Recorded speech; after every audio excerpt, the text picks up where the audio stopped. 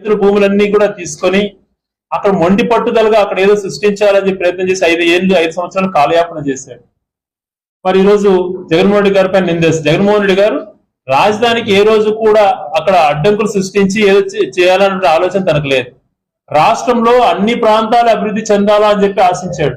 అందుకని అమరావతిలో కూడా శాసనసభ రాజధాని కంటిన్యూ చేస్తామని చెప్పాడు.